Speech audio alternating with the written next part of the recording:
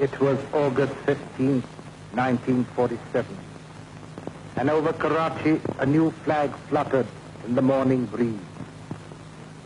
It was a flag of white and green, with a star and crescent mounted thereon. This flag had replaced the familiar ensign of red, white, and blue, which had been the symbol of British rule. The unfurling of the new flag announced the end of that rule and the inauguration of the free dominion of Pakistan. With the change of flags, there came a change of personnel also.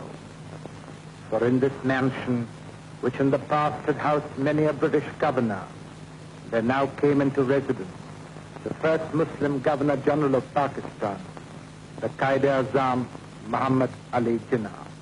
On that mellow mid-August morning, a distinguished gathering waited for him in the courtyard of Government House.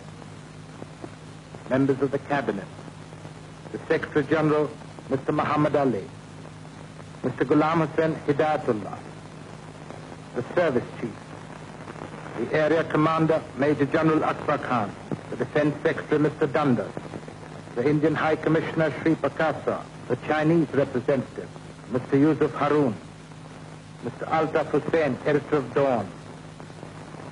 Miss Fatima Jinnah arrived and took a seat.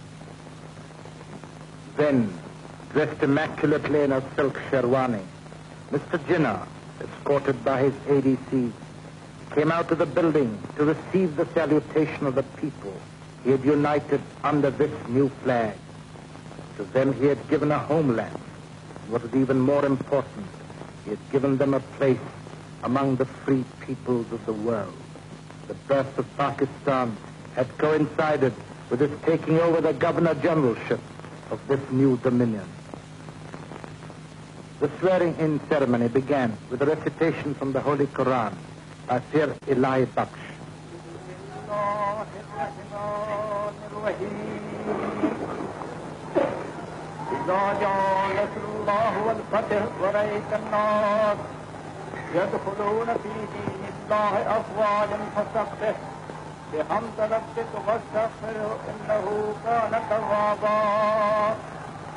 The Secretary General of the Cabinet, Mr. Muhammad Ali, then read His Majesty's commission.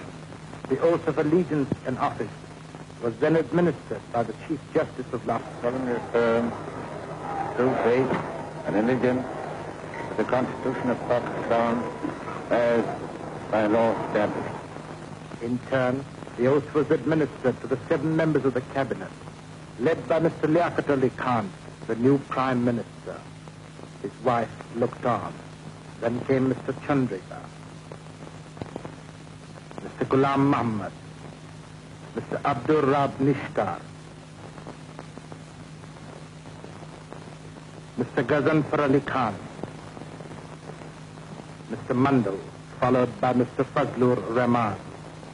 Duly sworn in, His Excellency Quaid-e-Azam Muhammad Ali Jinnah then went to the top of the steps. The flag of the new dominion was unfurled, and a new chapter began for that part of this continent which would henceforth be known as Pakistan.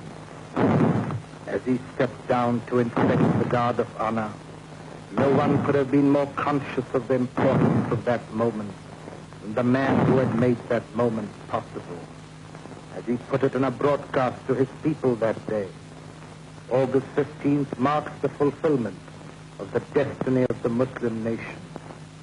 He was aware also of the responsibilities of that state and of its citizens, for as he said in the same broadcast, it gave them an opportunity to demonstrate to the world how a nation containing many elements can live in peace and amity and work for the betterment of all its citizens, irrespective of caste or creed.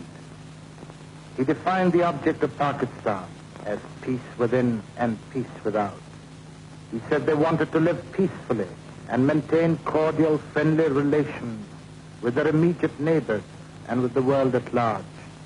He said that Pakistan would have no aggressive designs against anybody.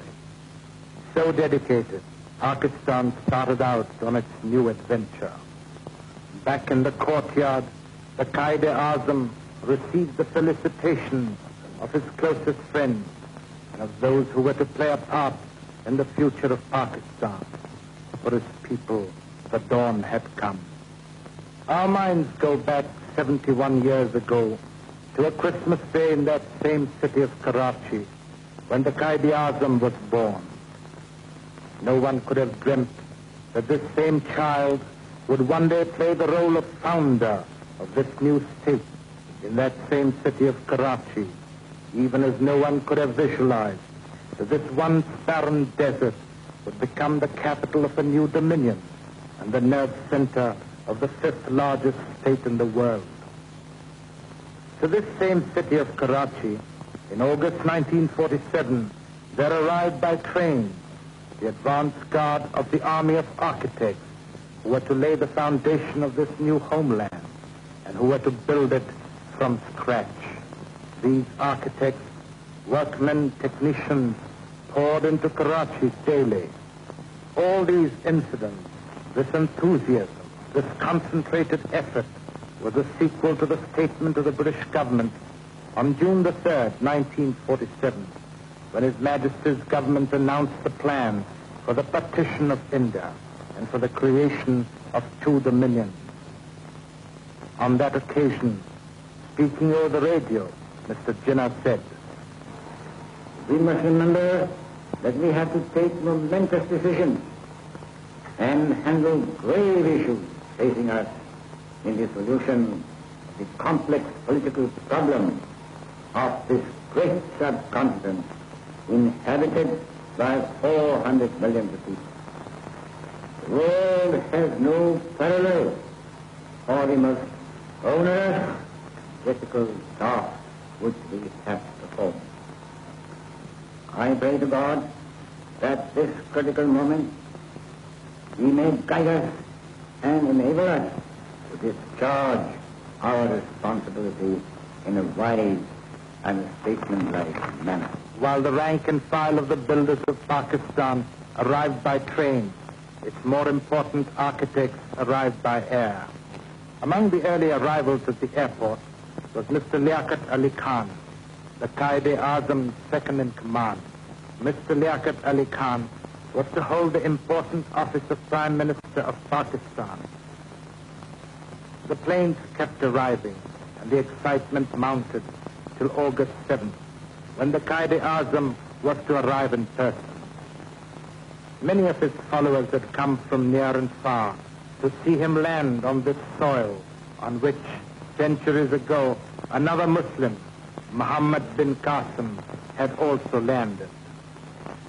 The arrival of Mr. Jinnah in Karachi was for his people an equal thrill.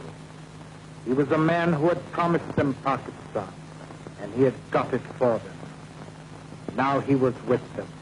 He had set foot on Pakistan for the first time. Their dreams had become a reality. With him was his sister, Miss Fatima Jinnah, the First Lady of Pakistan.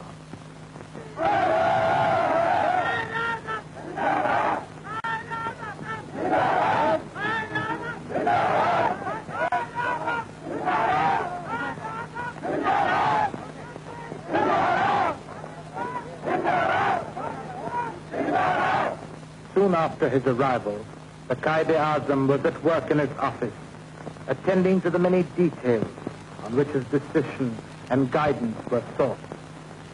For him it was not enough